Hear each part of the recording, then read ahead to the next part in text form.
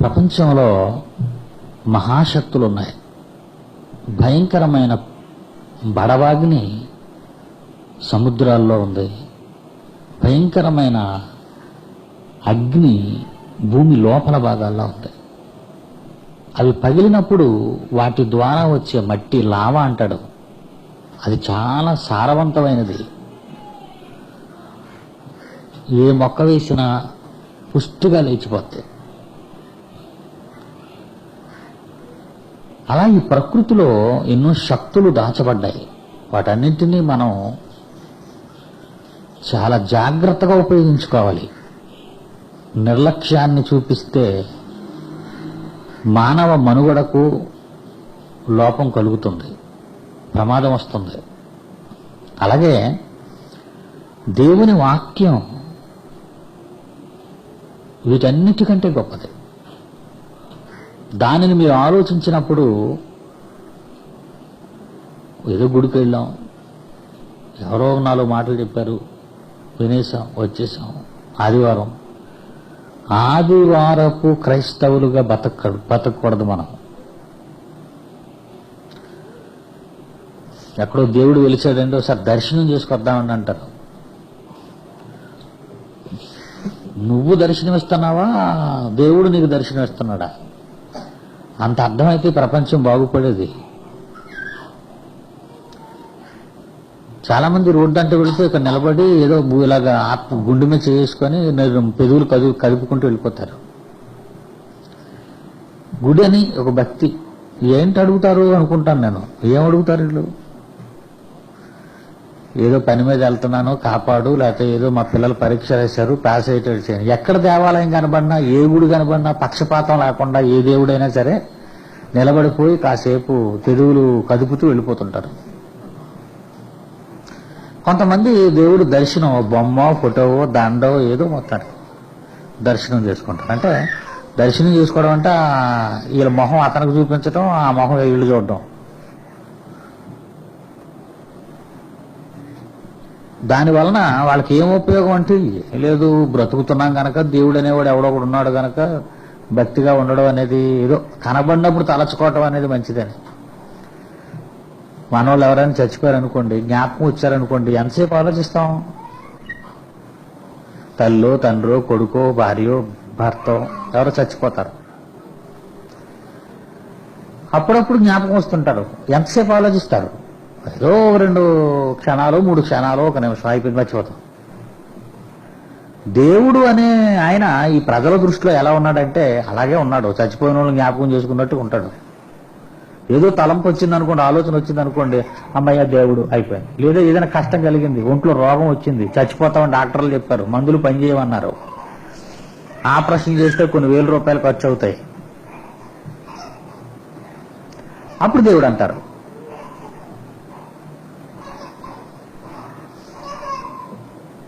ప్రపంచంలో మనుషులు ఇంచుమించు ఇదే స్థాయిలో ఉన్నారు.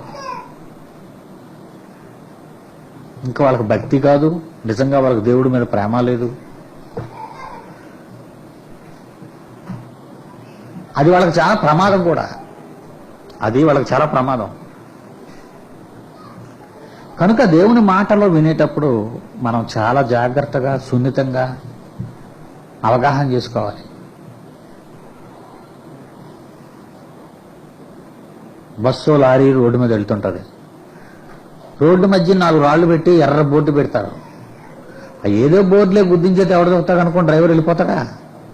మోజెస్ వెళ్ళడు, బోర్డుకి వచ్చి వస్తాడు. ఏంటి బోర్డు అని? రోడ్డు రిపేర్లో ఉంది, లేకపోతే వంతెన నిర్మిస్తున్నాం, ఏదో ఉంటుంది. ఎదురుగుండా వంతెన నిర్మిస్తున్నాం అంటే గొయ్యి వేసాం పెద్దది, ఈ పక్క నుంచి పో అని గుర్తేస్తాడు. అప్పుడు డ్రైవర్ ఏం చేయాలి? జాగ్రత్తగా లారీనో బస్సునో ఆపేసి చదివి పూర్తిగా అటు ఇటు చూసి ఎటు పక్క రోడ్డు ఉందో దించుతాడు బండిని. ఎంత దూరం నుంచి వస్తున్నాను, ఇదేదో చిన్న బోర్డు ఎట్టినంత మాత్రం నేను ఆగిపోతానా? నేను చాలా పైన ఉన్నాను సీటు మీద అనుకోని వీడు వెళ్ళిపోయాడు అనుకోండి, నిజంగా ఆగిపోతాడు. మొత్తం గోతులో పడిపోతుంది వెళ్ళి బండి అంతా. ఆలోచించాలి. జీవితంలో ఏదో వచ్చాం, ఆయన ఏదో చెప్పేశారు, వెళ్ళిపోయాం. చాలా మందికి చెప్తుంటాను వాక్యాన్ని, పాపం వినేటప్పుడు జాగ్రత్తగా వింటారు, కానీ మలుపు ఉండదు. మలుపు అంటే అర్థం ఏంటి? టర్నింగ్. అందుకే చెప్పాను రోడ్డు మీద బోర్డు చూడగానే డ్రైవర్ను బండిని ఏం చేస్తాడు? మలుపు తిప్పుతాడు. అంతేనా? మలుపు తిప్పుతాడు. టర్న్ చేయాలి, టేక్ డైవర్షన్ అంటాడు ఇంగ్లీష్లో. బండిని తిప్పు, లేకపోతే మేము చూపిస్తున్న త్రోవ చూడు, ఆ పక్కగా పో అని ఉంటది. దారి మళ్ళు, బండిని మళ్లించు.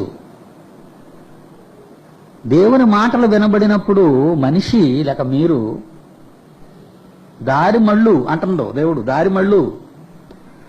బోర్డు ఎందుకు పెట్టాను? ఈ ప్రసంగం ఎందుకు వింటున్నారు? ఈ వాక్యం ఎందుకు చెప్తున్నాను తెలుసా? దారి మళ్ళాలి నువ్వు. ఎందుకంటే రోడ్డు దవ్వేశారు, అక్కడ చాలా పెద్ద లోతుని దవ్వారు బ్రిడ్జ్ కట్టడానికి, పడిపోద్ది. చిన్న బోర్డే పెట్టారు, అది నువ్వు పట్టించుకోకపోతే ఎలా? చిన్న వ్యక్తి చెప్పినా, పెద్ద వ్యక్తి చెప్పినా, చిన్న వాక్యం చెప్పినా, పెద్ద వాక్యం చెప్పినా, నువ్వు దారి మళ్ళాలి. నీ దారిని నువ్వు మళ్లించు, నీ ప్రయాణాన్ని తిప్పు. తప్పు వెళ్తున్నావు, నువ్వు ఇలా వెళ్తే నీకు ప్రమాదం జరుగుతుంది. అదే ఈ బైబిల్ బోధన. గుడికి వెళ్తారు వస్తారు, గుడికి వెళ్తారు వస్తారు, గుడికి వెళ్తారు వస్తారు, గుడికి వెళ్తారు వస్తారు. ఏంటి? ఏం మారిందా? ఏం మలుపు ఉందా వీళ్ళకంటే? ఏం మలుపు? మలుపు ఉందా వీళ్ళకి? ఏం మలుపు అండి? గుడికి వెళ్తారు, ఇంటికి వస్తారు, మలుపు ఏముంది? వచ్చే కానీ మారిపోయారా ఇంటి దగ్గర? ఈ వాక్యం విన్న తర్వాత ఏమైనా దేవుడికి ఇచ్చేస్తారా? దేవుడికి ఇవ్వన్నారా? సేవ జరుగుతుంది అని పాపం ఎంతసేపు అశోక్ బాబు చెప్పాడు. దేవునికి ఇవ్వండి, సేవ జరిపిస్తాం అన్నారనుకోండి, ఎవరిస్తారు? నేనేమనుకుంటానంటే, నేను కాదులే పక్క వాళ్ళ గురించి అనుకుంటాను. వాళ్ళు ఏమనుకుంటారు? నేను కాదు వెనక పెంచేవాళ్ళు. అప్పుడు అందరూ ఏమనుకుంటారు? మేము ఇవ్వాల్సిన పని ఏం లేదు అనుకుంటారు. ఎవరో వెంకన్నో ప్రభావతమో ఇవ్వాలి, మిగతా వాళ్ళంతా ఎవరో. మేము ఇవ్వాల్సిన పని లేదు అంటే నీ బండిని నువ్వు మలుపు తెప్పటం లేదన్నమాట. మలుపు తెప్పకపోతే ఏదో ఏమవుతుంది? లారీ గోతులో పోద్ది. ఈ బోర్డులు జాగ్రత్తగా చూసుకోవాలి మీరు. మంచి మాట, మంచి విషయంలోకి వెళదాం. ఇప్పుడు మీరు మలుపు తెప్పవలసిన సంగతి కూడా చెప్తాను. ఇప్పుడు మీకు అశోక్ చెప్పిందే కొంచెం నేను మరొకలా మలుపు తిప్పుతాను మీకు. చిన్నోడు గనక ఆ మలుపులు మీకు తెగవు. భారీ మలుపులు అయితే తప్ప మీ బలు తెగవు. అంటే టర్న్ అవ్వని అర్థం. సోదరులారా, సోదరేములారా, కష్టపడితే గాని సుఖపడరు అంటున్నాడు. ఆ పదం ప్రపంచ పదం. ఆ పదం మనం వింటున్నాం. కష్టపడాలి, సుఖపడతాం. నేను ఎప్పుడప్పుడు ఆలోచిస్తాను, మన ఇంట్లో ఏదైనా ఈవేళ మనం బిర్యానీ వండుకుందాం అనుకోండి. బిర్యానీ రాత్రి అనుకుంటాం, డిసైడ్ చేస్తాం బిర్యానీ వండుకుందాం. తెల్లవారు లేచిపోయి ఉల్లిపాయలు నూరడం, ముద్దలట. ఏ ముద్దలో ఈ ముద్ద ఈ ముద్ద ఈ ముద్ద ఈ ముద్ద అన్ని ముద్దలు నూరుతారు పాపం తెల్లవారు లేచిపోయి. గ్రైండింగ్ చేస్తే గ్రైండింగ్, లేకపోతే నూరటాలు ఇవన్నీ పడిపోతాయి. ఏమండి? రుబ్బుడు ఉంటాయి, ఇది పడిపోతాయి. ఉదయం 5 గంటలకు స్టార్ట్ చేస్తారండి. బజార్కి వెళ్ళి ఇవి తెచ్చి ఇవి చేసి అవి చేసి అది ఇది 1 గంటకి 2 గంటలకు తయారవుతుంది. అసలు రోజుకి మామూలుగా ఏ కూర చారు వండుకొని 11 గంటలకు భోంచేసేవారు. ఈ స్పెషల్ ఫుడ్ అనగానే ఏంటవుతుంది మనకి? 1 గంట కానీ 2 కానీ. అది స్పెషల్ అయినప్పుడు అది అంతే కదండి. 11 గంటలు తినవలసింది 2 గంటలు తింటున్నాం, స్పెషల్ కదా. అది 3 గంటలు లేట్ తింటున్నాం అండి, అది స్పెషల్. అయిపోయింది. ఎంతసేపు తింటారు? 6, 7, 8, 9, 10, 11, 12, 1 గంట. 8 గంటలు కష్టపడ్డారు. 8 గంటలు కష్టపడ్డారు దీన్ని తయారు చేయడానికి, బిర్యానీని. 6, 7, 8, 9, 10, 11, 12, 1 గంట. 8 గంటలు. ఎంతసేపు తింటారు?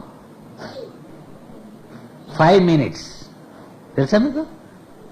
8 గంటలు తయారు చేసిన ఈ ఫుడ్ని, ఈ భోజనాన్ని 8 గంటలు తింటారా? అయ్యో, ఎంత కష్టపడి ఒళ్ళు పులిసిపోయి చేశాం కదా, ఎంత తొందరగా అయిపోతే ఎలాగా? స్లోగా ఒక 10 hours తిందాం, లేకపోతే 10 గంటలు తిందాం, 12 గంటలు తిందాం అనుకుంటారా? 5 నిమిషాల్లో గిన్నె క్లోజ్ అయిపోద్ది. మీరు అనుకుంటారు అప్పుడు ఎంత హాయిగా ఉందనుకోండి. బిర్యానీ తినేసి ఏమనుకుంటారు మీరు? ఎంత హాయిగా, మంచి గొప్ప ఫుడ్ అండి, గొప్ప టేస్ట్, సూపర్ టేస్ట్, ఎన్నెన్నో మాటలంటారు. మంచి టేస్ట్ తిన్నాను. ఎంతసేపు? 5 నిమిషాలు. సుఖం ఎంతసేపు అనుభవించారు ఇప్పుడు మీరు చెప్పాలి కరెక్ట్గానా? సుఖం మీరు ఎంతసేపు అనుభవించారు? నేను అంటాను 5 నిమిషాలు అంటాను. మీరేమంటారు? నాలుక దాటి లోనకి వెళ్ళిపోయిన తర్వాత అది గడ్డి అయినా ఒకటే, ఫుడ్ అయినా ఒకటే. ఆలోచించాలి మీరు. అది టేస్ట్ ఉన్నా, రుచి ఉన్నా ఒకటే, రుచి లేకపోయినా ఒకటే. ఈ నాలుక బెత్తుడు. కొలిస్తే మీకు ఎంత ఉంటుందో తెలిసిన? బెత్తుడు. ఈ బెత్తుడు నాలికలోనే ఈ ఆహారం అలా దొర్లుతుంటుంది. ఫిల్మ్కి ప్రొజెక్టర్లో ఒక లెన్స్ ఉంటుంది. ఆ లెన్స్ దగ్గరికి ఆ ఫిల్మ్, ఇంతకీ ఫిల్మ్ ఎంత ఉంటుంది? 1 ఇంచి ఫిల్మ్ ఉంటుంది. Screen 70 mm. 1 ఇంచి ఫిల్మ్ సరిగ్గా లెన్స్ ముందుకు వచ్చేసరికి కరెక్ట్గా బొమ్మ పడుతుంది. ఆ లెన్స్ దాటిపోయింది అనుకోండి, తర్వాత బొమ్మ పడుతుంది. ఆ లెన్స్ మీదకి వచ్చినప్పుడే ఆ బొమ్మ స్క్రీన్ మీదకి వెళ్తుంది. మాంసం కలుపుకొని, బిర్యానీ కలుపుకొని, కచాంబరం కలుపుకొని నాలిక మీద దొర్లుతుంటుంది. ఇది ఎంతసేపు దొర్లుతుంది? నాలిక మీద అలాగే వెళ్తుంటుంది. ఆ నాలిక మీద ఉన్నంతసేపే రుచి మీకు ఎక్కుతుంటుంది. దేనికి? బుర్రకి, అంతేనా? ముక్కికి మంచి పొగల్లా రావాలి మనకి. ఎంతో టేస్ట్గా ఉన్నట్టు ఉంటుంది, మంచి వాసన. Just 5 minutes. ఆ నాలిక మీద ఈ గిన్నెలో ఉన్నదంతా 5 నిమిషాలలో దొరిలేటప్పటికి అది మీరు అనుభవించే సుఖం అంటాను నేను. లోనకి వెళ్ళిపోయిన తర్వాత ఎవరికైనా ఒరే నేను గొప్ప ఫుడ్ తిన్నానంటే ఏది వాసన చూపించి, అప్పుడు చేయి చూపించాలి అడిగి, లేదా ఆడి నమ్మడవు. నీకు నువ్వు నమ్ముతున్నావు 5 నిమిషాల సుఖం. నీకు ఎన్ని గంటల కష్టం చెప్పండి? ఎన్ని గంటల కష్టం? 8 గంటల కష్టం 5 నిమిషాల్లో సుఖపడ్డాను. అవునంటారా కాదంటారా చెప్పండి? 30 రోజులు కష్టపడి పనిచేస్తారు మీరు. జీతాల రోజే సందడే, అవునా కాదా? ఉద్యోగస్తులు తెలుసండి ఈ సంగతి. జీతాల రోజే ఆనందంగా ఉంటారు, మరుసటి రోజు క్లోజ్. ఏళ్ళకింత అందరికింత, మళ్ళా అప్పు. మళ్ళీ 2వ తారీఖు నుంచి 3వ తారీఖు నుంచి అప్పులకు బయలుదేరాలి మనం. మళ్ళీ వాళ్ళకేం చెప్తాం? జీతాలకు ఇస్తా ఉంటాం. నెల 30 రోజులు కష్టపడిన నీవు ఒకరోజు సంతోషిస్తున్నావు, సుఖపడుతున్నావు, నెమ్మది పొందుతున్నావు. ఒరే బాబు జీతాల రోజైనా కాస్త నెమ్మదిగా ఉండనివ్వండిరా అంటాం, అంతేనా? కాస్త జీతాల రోజైనా నెమ్మదిగా ఉండనివ్వండిరా. 6 రోజులు కష్టపడతావు, 7వ రోజు సెలవు తీసుకుంటావు. ఆదివారం సెలవు అనుకో, అప్పుడేమంటాం? ఇంట్లో అందరూ గొడవ చేస్తుంటే, పిల్లలు కానీ భార్య కానీ, కనీసం సెలవు పూటైనా కొంచెం నెమ్మదిగా ఉండనివ్వండి అంటాం ఇంట్లో. ఎప్పుడు సుఖంగా ఉండమంటాం కుటుంబాన్ని? భార్య ఏదైనా గొడవ చేస్తుంది అనుకోండి, అబ్బా ఈవేళ ఆఫీసు ఉన్నా బాగున్నా, ఆఫీసుకు పోయేవాడిని నీ పోరు లేకుండా అంటాడు. కనుక 6 రోజులు కష్టపడి 1 రోజు సుఖపడతానంటున్నాడు, విశ్రాంతి, నెమ్మది. 30 రోజులు కష్టపడి 1 దినం ఆనందంగా తిట్టాలంటున్నాడు. కనుక కష్టం ఎక్కువ, సుఖం ఎక్కువ? ఇప్పుడు చెప్పాలి మీరు. కష్టం ఎక్కువ, సుఖం ఎక్కువ? కష్టం ఎక్కువ, సుఖం తక్కువ. అది మీకు అర్థమైపోవాలి. మరి ఈ ప్రపంచంలో ఈ శరీరానికి కష్టం ఎక్కువ, సుఖం మంచి యవనంలో ఆడవాళ్ళు మగవాళ్ళు ఉన్నారనుకోండి, పెళ్లి సంగతి ఎత్తగానే ఎలాగుంటుంది వాళ్ళకి? శ్రీను పెళ్లి చేసుకునే ముందు ఎంత ఆనందపడిపోయి ఉంటావు? అందరమేని ఆనందపడిపోతుంటాం. నా భార్య పెళ్లి చేసుకోవాలని లాభం లేదంటాం. నా భార్య, నా భర్త ఎలా ఉన్నాడు, అబ్బాయి ఎలా ఉన్నాడు, అబ్బా నాకు నచ్చాడు, సంబరపడిపోతుంటాం. ఒకళ్ళు చూసుకొని సంబరపడిపోతుంటాం. ఏమనుకుంటాం అప్పుడు మనం? ఒకళ్ళు చూసుకున్నట్టు ఏమనుకుంటాం? క్షణక్షణం ఆనందంలో మేము అలా తేలిపోతాం అనుకుంటుంటారు, అవునా కాదా? వెంకన్న అవుతున్నాడు, వెంకన్నకు బాగా అర్థమైనట్టుంది. పెళ్ళైన ఏమనుకుంటారండి? క్షణం మేము అలా ఆనందంలో తేలిపోతాం ఇంకా మా ఇద్దరని. ఇప్పుడు అడగండి ప్రభావతమని పైడి రచనలు ఇద్దరు చెప్తారు.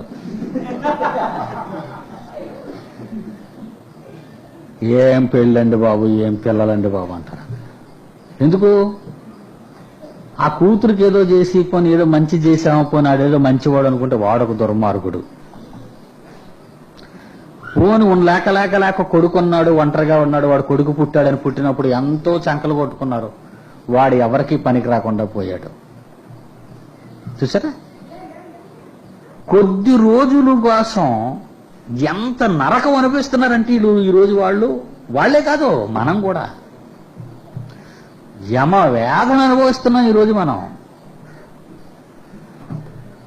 చూపులలో ఆనందం ఆ రోజు మనం చూసుకునేటప్పుడు ఈ శాశ్వతం అనుకుంటాం, అది కానీ మహావేదనతో కూడుకున్నది. అందుకేటన్నాడు అపొస్తలులు, ఒక మంచి మాట అన్నారు యేసుప్రభు శిష్యులు, భార్యాభర్తలకున్న సంబంధము ఇట్టిదైతే ఏమన్నాడు జ్ఞాన, పెళ్లి చేసుకొని ఉండటమే మేలన్నాడు. అంతే సోదరులారా, ప్రపంచం అంతే. ఈ శరీరాన్ని సుఖపెట్టాలనుకునేవాడు ఎంత కష్టపడుతున్నాడో తెలుసా? పేదవాడు గొప్పవాడిని చూస్తుంటాడు, గొప్పవాడు పేదవాడిని చూస్తుంటాడు. ప్రపంచంలో ఒకళ్ళు చూసుకుంటుంటారు. ఈ పాకలో ఉన్నాడు ఏమనుకుంటాడు, వాడిని పాపం తెల్లవారు లెగ్గానే వాడు కుర్చీ మీద కూర్చొని నైట్ కోట్ వేసుకొని కాలు మీద కాలు వేసుకొని పేపర్ చదువుకొని కాఫీ తాగుతుంటాడు, బెడ్ కాఫీ. అప్పుడు వీడు తెల్లవారు లేచిపోయి ఏదో చెద్దనం తినేసి వీడి పనికి వెళ్ళిపోరు కదండి, కూలి పనికి. వీడు ఏమనుకుంటాడు, వాడిని చూసి ఏదైనా పెట్టి పుట్టాలండి అంట. అదే కదండి సహజంగా మనం అనుకునే భాష, ఏదైనా పెట్టి పుట్టాలండి, ఆడి అదృష్టం అంటే వాడిదండి అంటాడు.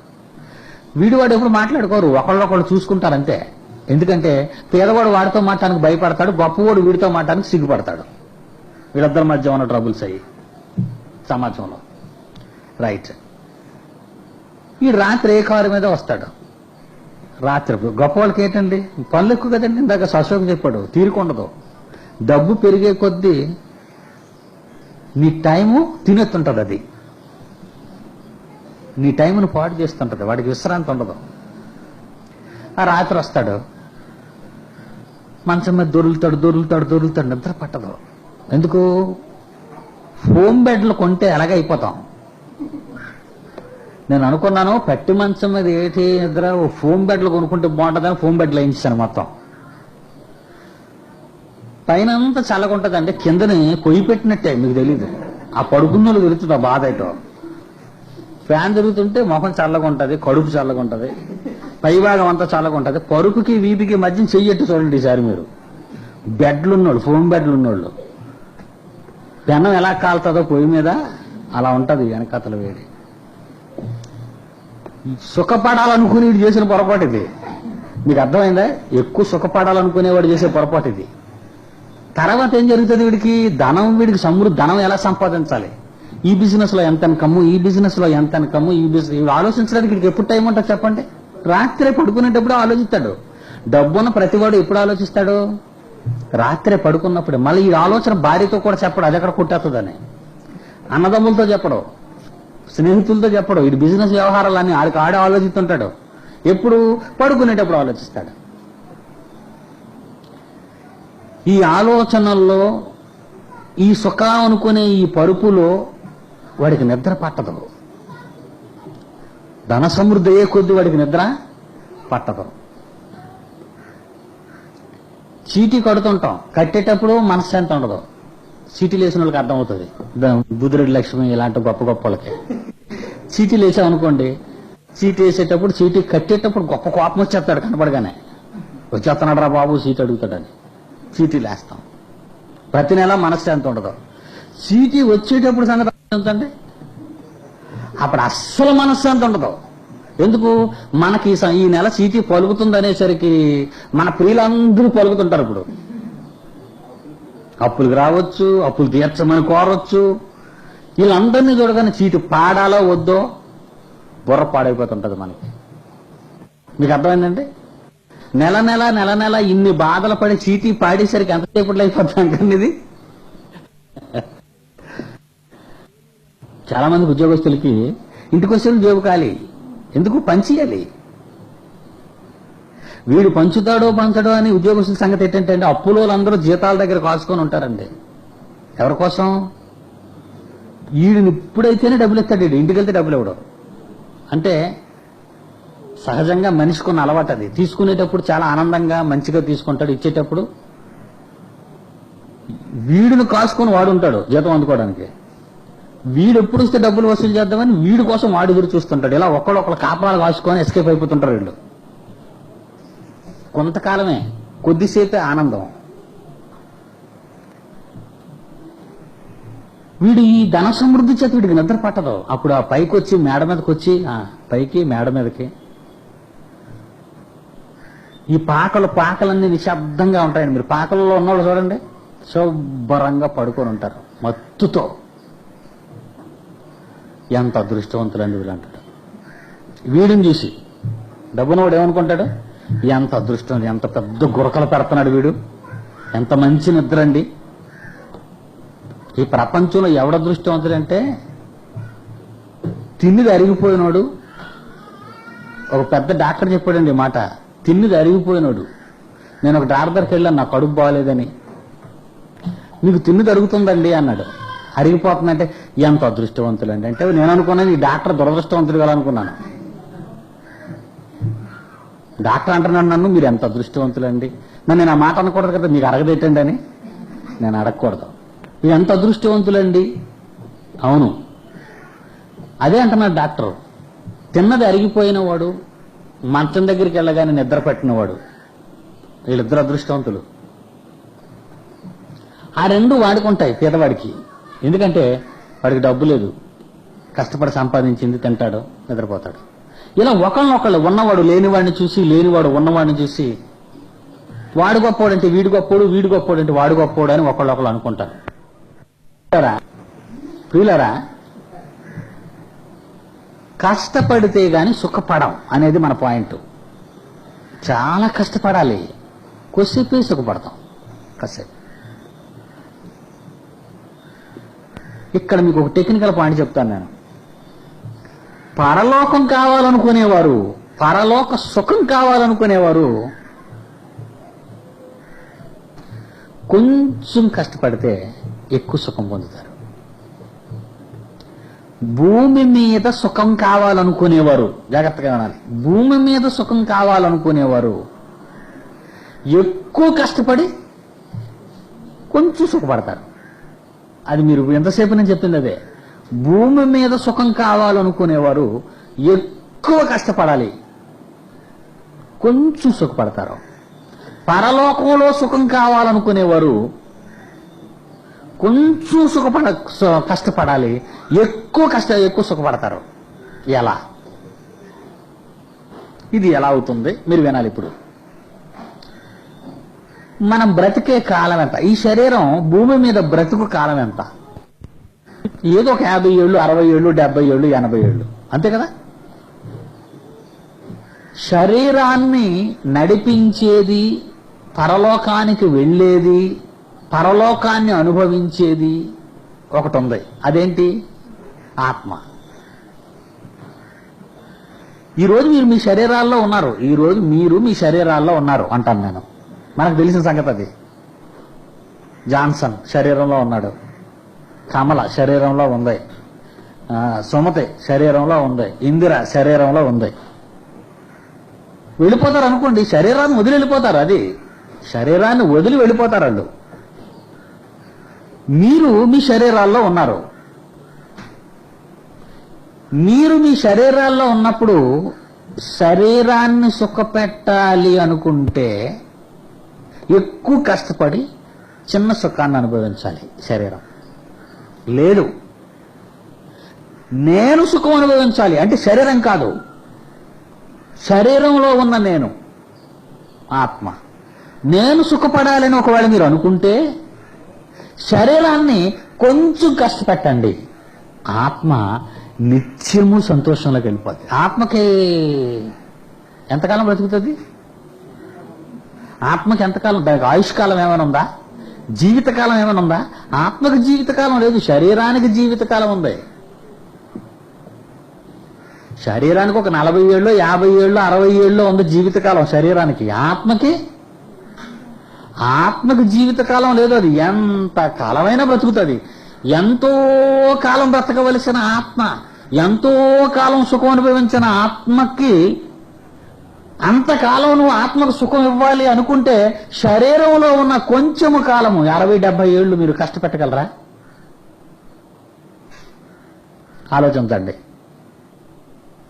ఆత్మకి చావు లేదర్రా, ఆత్మకి ముగింపు లేదర్రా, ఆత్మకి నాశనం లేదర్రా. ఈ ఆత్మ నెమ్మది పొందాలి. ఎంతకాలం? ఆత్మ ఉన్నంత కాలం. ఆత్మ ఎంతకాలం ఉంటుంది? కాలం లేదు, దానికి నిర్ణయం లేదు. ఎంత కాలమైనా ఉంటుంది. ఎంతో కాలం ఉండవలసినటువంటి ఆత్మను సుఖపెట్టాలి అని మీరు అనుకుంటే కొంచెము కాలములో ఉన్న ఈ శరీర కాలంలో ఉన్న మీరు కష్టపడాలి. కొంచెము కాలము మీరు ఈ శరీరం ద్వారా కష్టపడితే దేవుని కోసం ఎక్కువ కాలం సుఖపెడతారు ఆత్మని.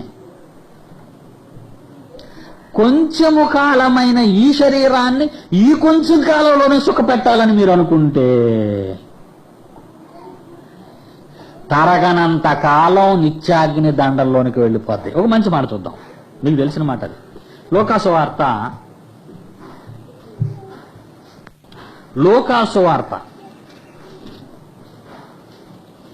19 అధ్యాయం 16 అధ్యాయం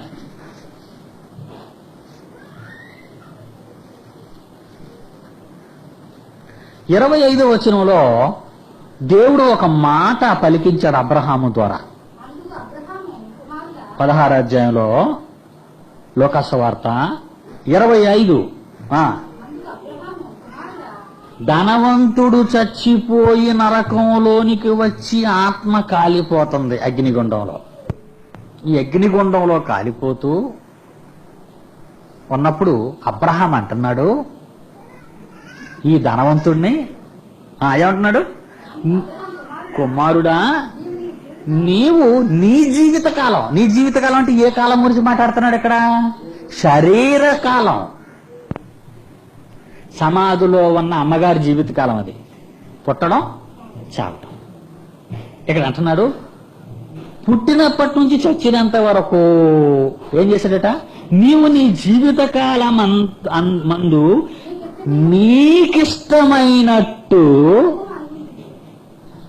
నీకిష్టమైనట్టు నాకిష్టమైనట్టు కాదు. చాలా జాగ్రత్తగా నాలు ఇది. అర్థమైందా? ఎక్కడ అన్నాడు ఈ మాట? నరకంలో ఉన్నప్పుడు, నీళ్ళు అడుగుతున్నాడు. మా ఊర్లో ఉన్నప్పుడు ఫ్రిడ్జ్లో ఇంత బాటిల్ ఎట్టుకునేవాడిని, అంతేనా, చల్లటి నీళ్లు తాగేవాడిని. ఇప్పుడు అగ్నిగుండంలోకి వచ్చేసాను. ఇక్కడెక్కడ ఫ్రిడ్జ్ కానీ ఏసీ కానీ ఏమీ లేదు. మసాలా వేపినట్టు వేపుతున్నారు ఇక్కడ నన్ను.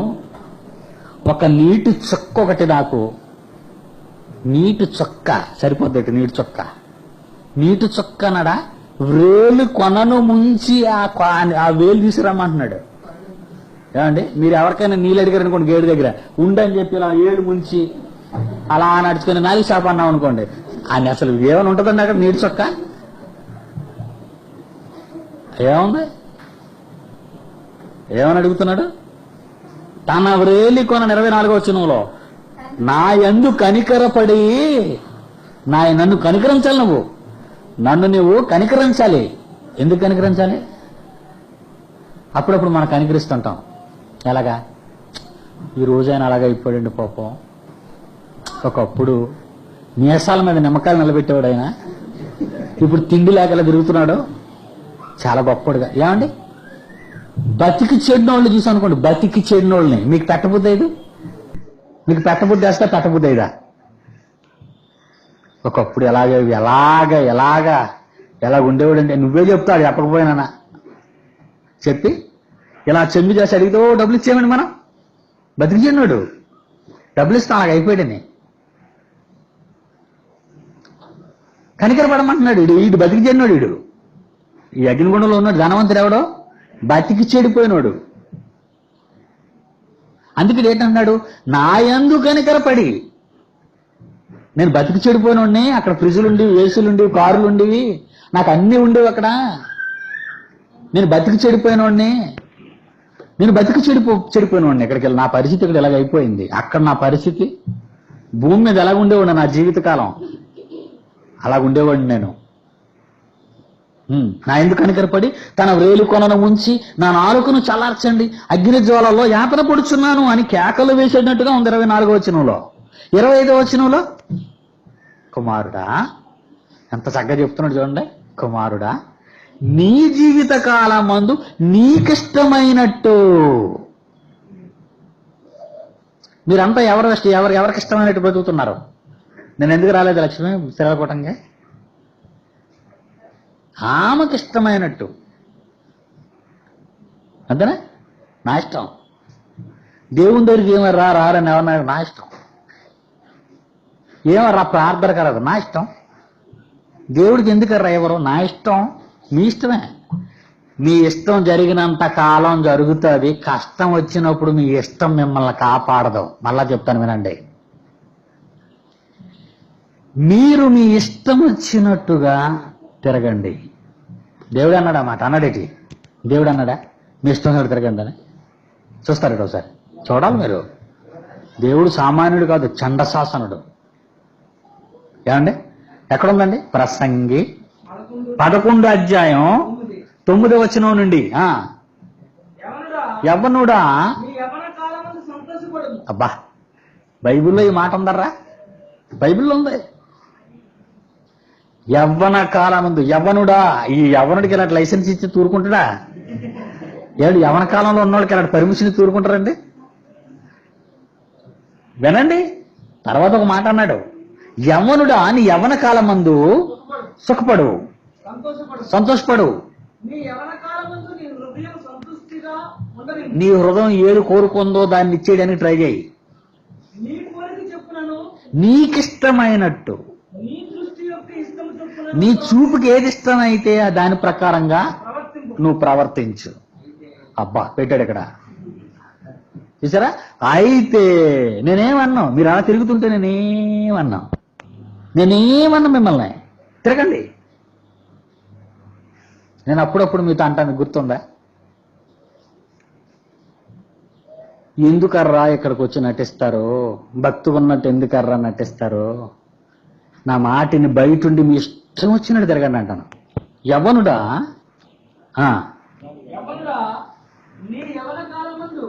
నీ యవ్వన కాలమందు ఇంకా నీ కోరిక, నీ ఇష్టం చొప్పున, నీ దృష్టి యొక్క ఇష్టం చొప్పున, నా దృష్టి కాదు, నా కోరిక చొప్పున కాదు, నీ ఇష్టము చొప్పున ప్రవర్తించు. అయితే వినాలి మీరు, వీటన్నిటిని గూర్చి నీ దృష్టి యొక్క ఇష్టం చొప్పున, నీ కోరిక చొప్పున నువ్వు ఏమేమి చేశావు నీ కాలంలో, నీ యవ్వన కాలంలో. పెట్టాడు చూసారా? తిరగమన్నాడని తిరిగారు అనుకోండి మీరు.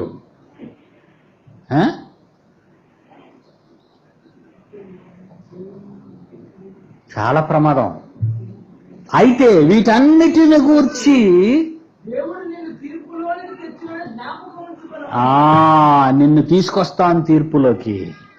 ఆ రోజు నువ్వు పోతావు, ఆ రోజు నిన్ను నేను విడిచిపెట్టను. మరి ఎంతసేపు అదెందుకు చెప్పాడు?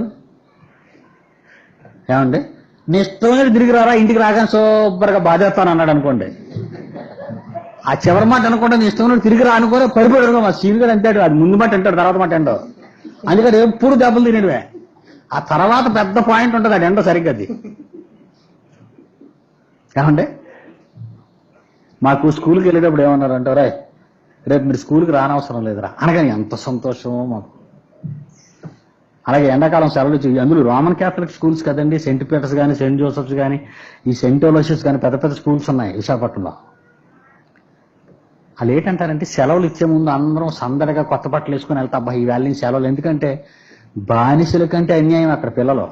అంటే అంత చంపేస్తారు వాళ్ళు. అంటే మంచి డిసిప్లిన్ అని అర్థం అనుకోండి. అది మంచి డిసిప్లిన్. ఏం చేస్తారు సరే, సెలవులు ఇచ్చే ముందు అందరం ఆనందంగా బెంచ్ మీద కూర్చున్నాం. ఒరే రేపటి నుంచి మీకు నెల 15 రోజులు సెలవులు రా అని అందం జైల్లోంచి బయటకు వచ్చినట్టు ఉంటది. ఎంత సంతోషం. అయితే అంటది,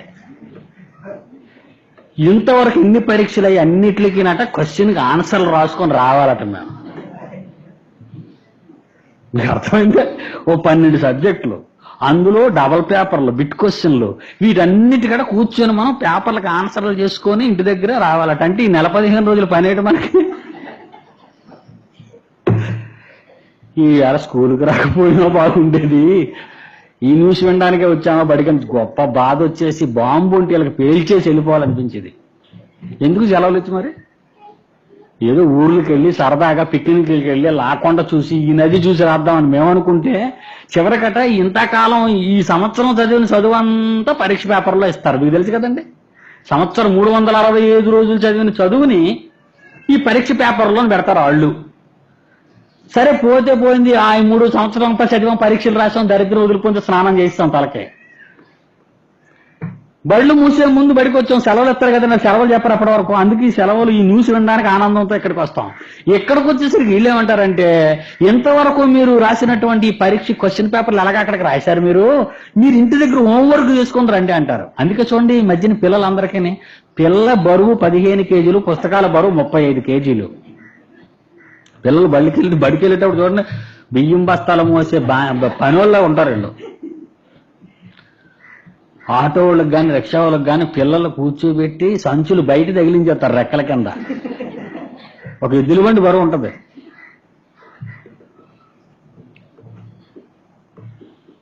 అదే అంటున్నాడు ఇక్కడ. ఎందుకంటే మిమ్మల్ని బాగు చేయటానికి వాళ్ళకి మీ మీదేం పగ కాదు, ఉపాధ్యాయులకి మీ మీద ద్వేషం కాదు. సెలవుల్లో ఉంటే చదివిన చదువంతుడు మర్చిపోతాడు. మూడోసారి సెలవుల్లో ఉంటే చదివిన చదువు అంతా మర్చిపోతాడు వీడు. కనుక ఇంటి దగ్గర కూడా వీడి బ్రెయిన్ షార్ప్ గా ఉండాలంటే రిపీట్ అవుతాడని ఆశ వాళ్ళకే. అంతే కదండి, వాళ్ళేం ద్వేషం కాదు మన మీద, మనల్ని బాగు చేద్దామని ఆశ వాళ్ళకి.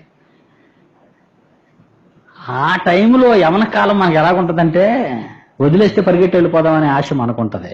దేవుడు అదే అంటున్నాడు ఇక్కడ.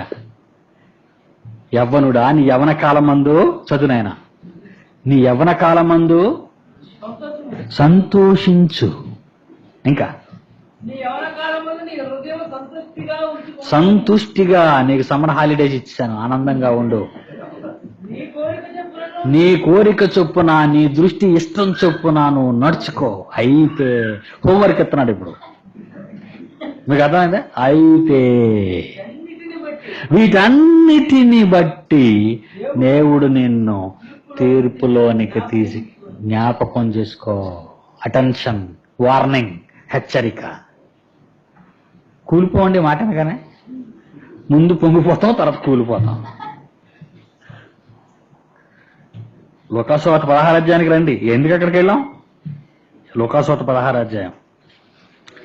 ఈడు మా సీనిగళ్ళు అటోడి ధనవంతుడు. ఆడు ముందు మాట తినేసి సుఖపడిపోయాడు జీవితకాలం అంతా, తర్వాత హోంవర్క్ సంగతి మర్చిపోయాడు. ఈ ధనవంతుడు సంగతి మీకు అర్థమైందా? 16 అధ్యాయం 25 వచనం. అబ్రహాం అంటున్నాడు, కుమారుడా, లోకాసువార్త 16:25, కుమారుడా, నీవు నీ జీవిత కాలమందు నీకిష్టమైనట్టు ఏమనుభవించావు?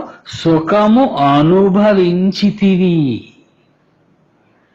ఎంత గొడవ పెట్టాడు చూసారా? ఎక్కడ జ్ఞాపకం చేశాడు చూసారు ఈ పాయింట్? భూమి మీద ఆఖరి రోజున జ్ఞాపకం వచ్చినా బాగుంది ఈ మాట. ఏమండి, అబ్బాయి నువ్వు ఇంకొక 2-3 రోజుల్లో చచ్చిపోతున్నావు. ఎవరైనా మనకు అలాంటి మంచి న్యూస్ చెప్పేవాళ్ళు ఉంటే మనం సంతోషిద్దాం, వాళ్ళకి రుణస్తులం మనం. అబ్బాయి నువ్వు ఒక 2-3 రోజుల్లో చచ్చిపోతావు, ఇప్పుడు నువ్వు అక్కడికి వెళ్ళిపోతున్నావు, చెక్ చేసుకో పొజిషన్ అంతా, నువ్వు అక్కడికి వెళ్ళి లెక్క చెప్పాలి అని కానీ చెప్పుంటే 2 రోజుల్లో ఓవర్ టైం చేసేద్దాం, హెవీ వర్క్ చేద్దాం దేవుడికి. కానీ తెలియనివ్వలేదు. ఎప్పుడు చెబుతున్నాడు? నరకానికి వచ్చి పడిపోయాడు. ఎంత స్పీడ్లో వచ్చాడని ఉందండి మీకు అక్కడ. ధనవంతుడు చనిపోయి పాతి పెట్టబడినప్పుడు అతడు పాతాళంలో బాధపడుచు. 22-23 వచనాల్లో, ధనవంతుడు చనిపోయి పాతి పెట్టబడినప్పుడు అతడు పాతాళములో ఇంకిటి సమాధి కార్యక్రమాలు జరుగుతున్నాయి, చంటోడు ఇక్కడికి వచ్చాడు అప్పుడే. వచ్చేయడం, నీళ్ళు అడిగేయడం, సమాధానం వచ్చేయడం అంతా మనకి ఎలాగుంది, మంచి టీవీ రిలేలా కనబడుతుంది మనకి. ఎంత ప్రమాదం జరిగిపోయింది చూసారా. కుమారుడా, ఇక్కడ చెప్తున్న నరకంలో ఈ గొప్ప వేదమంత్రాన్ని, కుమారుడా నీవు నీ జీవితకాలం, అది ఎవరి జీవితకాలం? నీది. ఈ జీవితకాలం ఎవరిది?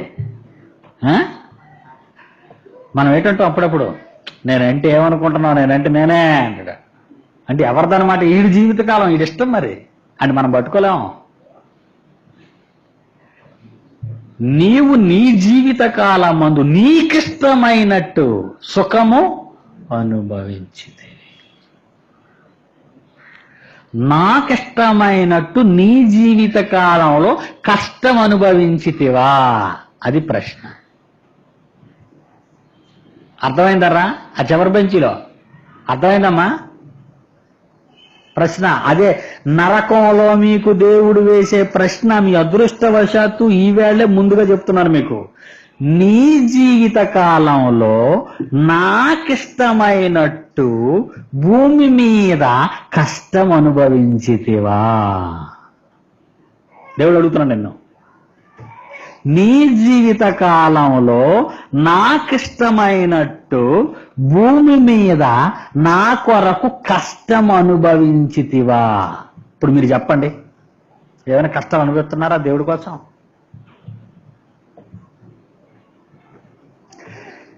దేవుని కొరకు భూమి మీద ఈ చిన్న జీవితంలో కష్టం అనుభవించకపోతే గొప్ప జీవితంలో మహావేదనకరమైన చోటుకి వెళ్ళిపోతాం. ధనవంతుడు నరకంలోకి వెళ్ళిపోయాడు. ఎంతకాలం సుధా? ఎంతకాలం ఉంటాడు అక్కడ? కష్టం. నరకంలో అగ్ని జ్వాలలలో ఏమన్నాడు? 24వ వచనంలో, 25లో 24, 24లో ఏమంటున్నాడు? నేను అగ్ని జ్వాలలలో యాతన పడుచున్నాను. ఈ అగ్ని జ్వాలలలో యాతన పడుచున్నాను. ఎంతకాలం యాతన? కృష్ణవేణి, ఎంతకాలం యాతన? అగ్ని జ్వాలలో ధనవంతుడు అంటుంటే అగ్ని జ్వాలలో పడిపోయి నేను ఈ అగ్ని జ్వాలల్లో యాతన పడుచున్నాను. ఎంతకాలం పడాలా? నిత్యము. అగ్ని ఆరుతుందా? అగ్ని ఆరిపోద్ది అక్కడ? దేవుడు పుట్టించిన సూర్యుడే ఆరటం లేదు. తెలుసా మీకు సంగతి? దేవుడు సూర్యుడిని మండిస్తున్నాడా? మండుతున్నది ఏమైపోవాలి? మండుతున్నది ఏమవ్వాలి? మరుగుతున్నది ఏమవ్వాలి? మండి మండి మరగా. ఇనుము కరగా ఈ ఇనపరాళ్ళని స్టీల్ ప్లాంట్ వాళ్ళు వేడి చేస్తున్నారు. వేడి చేయగానే ఏమైపోతుంది? కరిగిపోవాలి. కరిగిపోగానే ఎటవుతుంది? కాలువల గుండా ప్రవహిస్తుంటది. తెలుసా మీకు సంగతి? ఇనుము కరిగిపోయి నీళ్ళలోకి వెళ్తుంటారు, పైపుల్లో పడి, కాలువల్లో పడి. ఇంకా ఎక్కువ మండిస్తే ఏమైపోద్ది? నీరు ఆఖరికి ఇంకా మరిగి ఏటవుతుంది? ఆవిరైపోద్ది, బూడిదైపోద్ది. సూర్యుడు ఎప్పుడు బట్టి మండుతున్నాడు? సూర్యుడు ఎప్పుడు బట్టి కాలిపోతున్నాడు? కోట్ల సంవత్సరాలు. కరిగిపోయాడా? లేదు. ఎగిరిపోయాడా? లేదు. బూడిదైపోయాడా? లేదు. దేవుడు సృజించిన సూర్యగోళమే ఎగరలేదు, కరగలేదు, ఆరలేదు. అగ్నిగుండం ఎలా ఉంటుందో ఒకసారి ఆలోచించండి. ఇది ఎందుకు చెప్పను అనుకున్నారు? మాకేదో సూర్యుడు గురించి గొప్ప స్టోరీ చెప్తున్నారు అనుకున్నారండి మీరు? కాదు కాదు. దేవుడు కలుగజేసిన సూర్యగోళమే ఇన్ని కోట్ల సంవత్సరాలైనా ఆరకుండా మండిపోతుంటే మనల్ని తగలబెట్టడానికి వేసిన గుండం, ఏం గుండం అది? అగ్ని గుండం, భోగిమంట. ఆ గుండం ఆరుతుందా? అగ్ని ఆరదు. ఏం పురుగులు ఇవి? లేచి లైట్ పురుగులు అనుకున్నారేంటి మీరు? పురుగులు మనమే. ధనవంతుడు పురుగు కింద పడ్డాడు లోనకొచ్చి. ఏరా, నీరు కూడా పురుగు కింద పడిపోతాడు. జ్ఞానశౌరి కొడుకు పురుగుల కింద పడిపోతుంటా అక్కడికి వెళ్ళి. అర్థమైందండి? ఈ ట్యూబ్ లైట్లు మీరు ఎలాగనుకుంటారా? పెద్ద పెద్ద ల్యాంపులు పెట్టండి, ఎలిజిన్ ల్యాంపులు, ఎంత వేడిగా ఉంటాయి. ఫోకసింగ్ లైట్లు అంటారు, వేడిగా ఉంటాయి. పాపం పురుగులు ఆ చెక్కలో నుంచి రాగానే ఎక్కడికి వచ్చేస్తా, చీకట్లో ఉంటాయి ఆ చెక్కలల్లా పురుగులు. లైట్ పురుగులు అంటారు చూసారా మీరు, అవి ఎప్పుడు చీకట్లోనూ సర్వే కర్రలు కుళ్ళిపోయి ఆ చెమ్మక లోన తయారవుతాయి. అవి ఆ చీకట్లో ఉన్న పురుగులు ఎక్కడైతే లైట్ చూసాయో లైట్ పక్క వచ్చేస్తుంటాయి. కాలిపోతాం చచ్చిపోతాం అని అనుకోవి, తప్పని వచ్చి పడిపోవడమే దాని దగ్గరికి వచ్చి కాలిపోతాయి, పడిపోతాయి.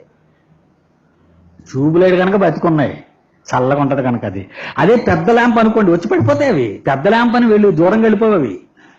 ఎంతసేపు ఆ లైట్ దగ్గరికి వచ్చేయాలి, మేము దాని దగ్గరికి వెళ్ళిపోవాలి అనుకుంటాయి అవి. అదేంటండి, చీకట్లో ఉన్నవి, చల్లగా ఉండవలసినవి, ఎక్కడో దాకున్నవి, ఎంతవరకు కనబడనివి ఇటు లైట్లోకి వచ్చి పడిపోతున్నాయిట మంటలోకి. మనం కూడా అంతే. భూమి మీద శుభ్రంగా బతికి బతికి బతికి బతికి దేవుణ్ణి పట్టించుకోకుండా ఆ పచ్చపురుగు టైపులో ఆ గుండంలోకి వెళ్ళి పడిపోతాం. ఎక్కడ అగ్నిగుండం, ఎక్కడ అగ్నిగుండం, ఎక్కడ అగ్నిగుండం అనుకుని వెళ్ళిపోతారు. తెలుసు మీరు, కళ్ళు ముయ్యగానే మన పొజిషన్ అదే. ఇప్పుడు మీరు ఎక్కడ అగ్నిగుండం అంటారా? వద్దు అగ్నిగుండం, ఆ మాటలు చెప్పకండి మాకు. ఇక్కడికి వస్తే ఆ మాటలు చెప్తే మేము గుడికి రాము. ఎక్కడ ఏసీ రూము, ఎక్కడ ఏసీ కారు, ఎక్కడ ఐస్ క్రీమ్, ఇక్కడ తిరుగుతారు. జాగ్రత్త. ఆ పురుగు ఏ రోజైతే బయటకు వచ్చి వెలుగు దగ్గరికి పరిగెత్తి కాలిపోవడానికి ఎగురుతుందో, ఒకరోజు ఈ శరీరంలో ఉన్న ఆత్మని పురుగు ఈ శరీరాన్ని విడిచిపెట్టిన తర్వాత ఎగిరిపోద్ది. ఎక్కడికి? ఎక్కడ అగ్నిగుండం, ఎక్కడుంది పెద్ద ల్యాంప్, ఆ ల్యాంపులోకి వెళ్ళి పడిపోతాం మేము. ఎక్కడుంది మరిగే గుండం, అక్కడికి వెళ్ళి పడిపోతాం. అందుకన్నాడు యేసుక్రీస్తు, అక్కడ అగ్ని ఆరదు, పురుగు నీకు చావు లేదు, దానికి ఆరే గుణం లేదు. అందుకే ధనవంతుడు అంటున్నాడు, ఇక్కడికి వచ్చేసాడు. వచ్చేసేటన్నాడు, నేను అగ్ని జ్వాలలలో యాతన పడుచున్నాను. ఏమండి, స్టీల్ ప్లాంట్లకు మరుగుతున్న గుండంలోకి స్టీల్ ఇనుము కరుగుతుంటది కానీ అందులోకి మళ్ళీ పడేశారు అనుకోండి, అందులో పడిపోయి ఎర్రగా అయిపోయి మనం నేను ఇందులో యాతన పడుచున్నానని ఎవడని అన్నాడు అనుకోండి, ఏమండి ఎలాగుంటుందా బాధ ఆలోచించండి. పడిన వెంటనే చచ్చిపోతే పర్వాలేదు కానండి, బ్రతుకుంటే ఏమరా ఆలోచించండి, ఎంత భయంకరంగా ఉంటుంది అది. రైలు బండి కింద పీకెట్టేస్తే అనుకోండి, తాళ తెగిపోయి అక్కడ వెళ్ళిపోయింది అనుకోండి, ఆ తలకాయ మాట్లాడుతుంది, ఏంటి బాధ అన్నది అనుకోండి, అప్పుడు ఎలాగుంటుంది మనకి? చావు లేదు, నీకు నాశనం లేదు. అగ్నిగుండంలో కాలిపోతూ ధనవంతుడు అంటున్న మాటలు అయ్యానండి, అడిగి చావు లేదు. రోడ్డు ఇంజిన్ వస్తుంటుంది, రోడ్డు చేసి అప్పుడు నేను పడుకోబెట్టారు అనుకోండి, అది మీద నుంచి వెళ్ళిపోతా, అప్పుడు అప్పడం అయిపోతాం మనం. రోడ్డు మీద అప్పడం అయిపోయాం.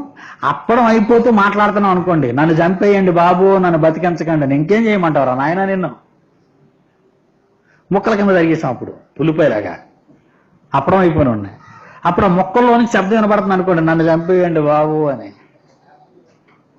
అప్పుడు పిండి మిర్రులు వేస్తాం గుండ కింద కొట్టడానికి, అవునా? గ్రైండర్ చేస్తాం, పిండ్లు మిల్లులు వేసాం, పిండి అయిపోయాడు అనుకో, నన్ను చంపేయండి బాబు, ఇంకెక్కడున్నావురా నాయన నువ్వు.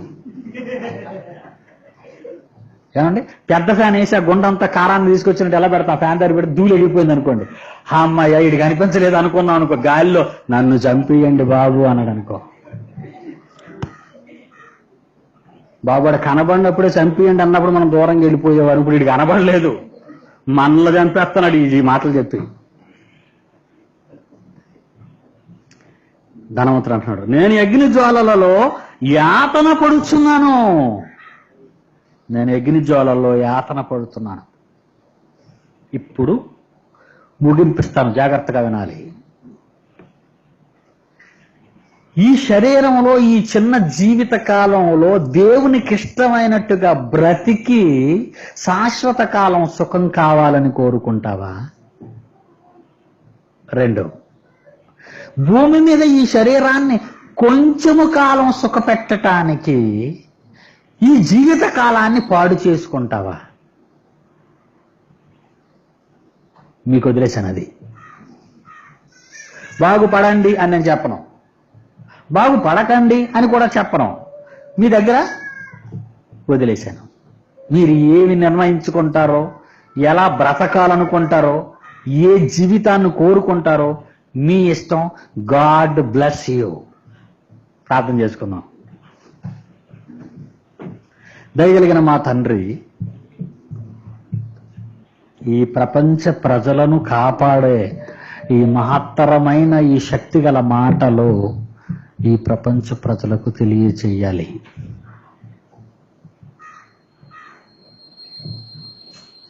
మీరేం చెయ్యాలనుకుంటున్నారో మీ ఇష్టం అని ఈ ప్రజలతో చెప్పాను. వాళ్ళు విన్నారా? బాగుపడతారు. లేదా ధనవంతునికి తప్పని నరకం వీళ్ళకి తప్పదు.